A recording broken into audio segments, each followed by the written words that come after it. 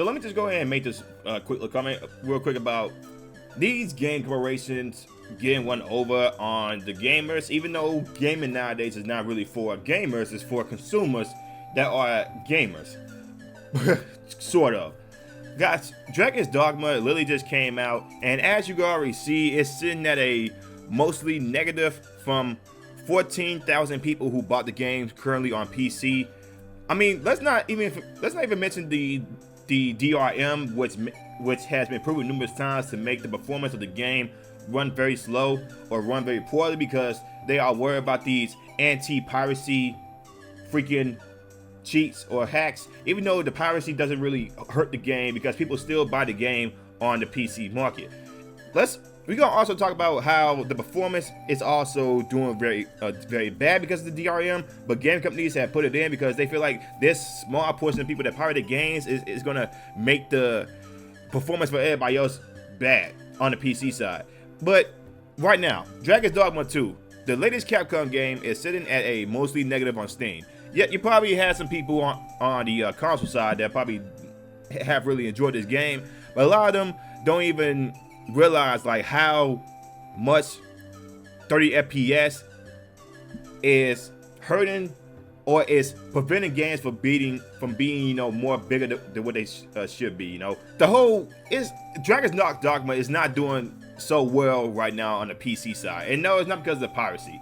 It's because of things like microtransactions, which is going to be a big topic I'm going to have in this short video I make. Microtransactions are a disease of gaming, because if you can already see that Dragon's Dogma 2 is already $70 just for the game alone, and then the deluxe edition is $80. But here's why gaming is dying. It's not dead, but it is in its dying phase for a lot of people that do want to say that they're actual real gamers. Microtransactions should not be a thing, especially in a game that's single player. Look right here. Dragon's Dogma 2 is a single player, narrative-driven action RPG that challenges the players to choose their own experience. From the experience of their horizon, their vocation, their party, how to approach different situations in a truly immersive fantasy world. So, pretty cool sounding role-playing game, right? But if you go down here for the content of the game, they are asking, it's $2, it's $1, but if you add in that $70, if you probably didn't get the deluxe edition, the $70, you gotta add in all of this right here if people had decided to buy all the microtransactions. That's $41 right there. That's $41.79 right there. Now imagine you get the $70 version, not the deluxe edition. Imagine if you end up buying all of this. This game would have been costing almost $120 for all these microtransactions.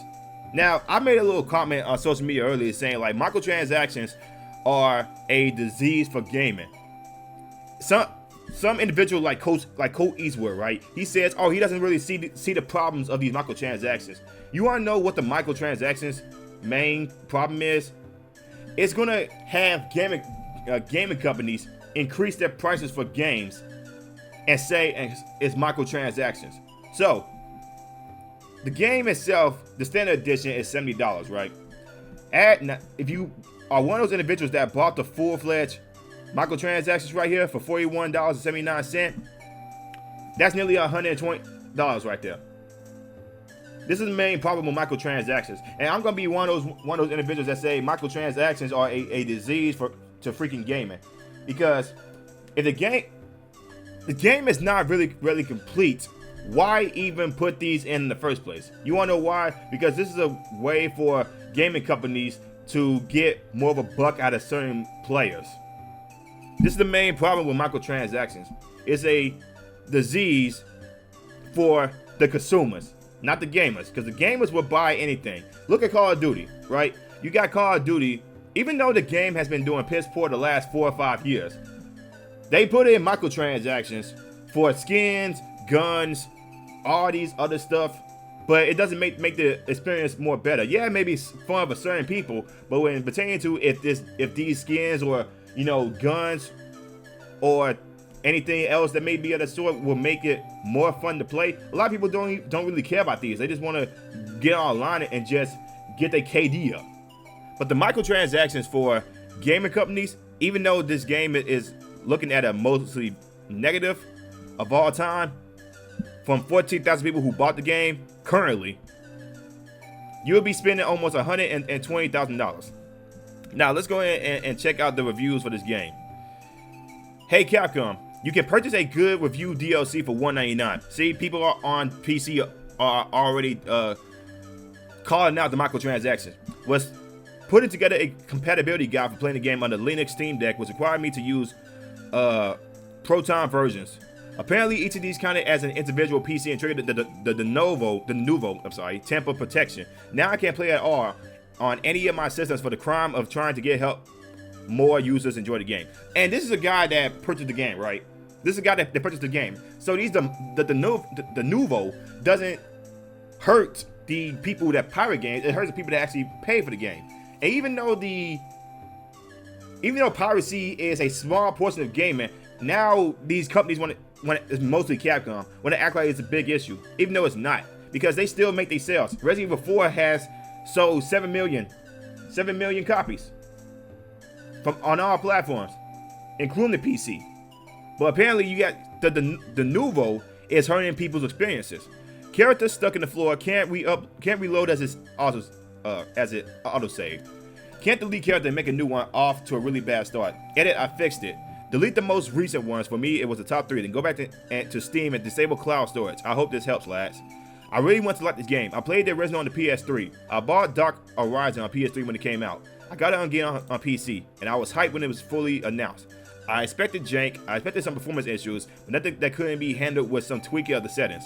I was willing to play the game at minimum settings despite my computer in theory being more capable of running this at a high settings and solid 60 FPS. I thought it would be minor and only affect me if I did try those high standards. I did not expect the game to barely push 40 FPS in the wilderness at minimum settings with DLSS on ultimate performance. This was bad. I did not want to write a negative review, but when the first cutscene is so out of sync that the dragon starts talking to me before the knight has finished his speech, I should have known something was wrong. I don't need to talk about my microtransactions in the game like this are worthless. Plenty of other reviews even have mentioned them. I don't feel a need, I'm just sad. I still have some faith that the dev team will work hard to patch the game and optimize it so these performance problems will someday be a thing of the past. Only mentioned in passage in regards to this game's launch, just a bad memory, but until then, this review will stay as it is. I don't believe the microtransactions are going anywhere as much as we want them to go. It's almost certainly a mandate for Capcom executives.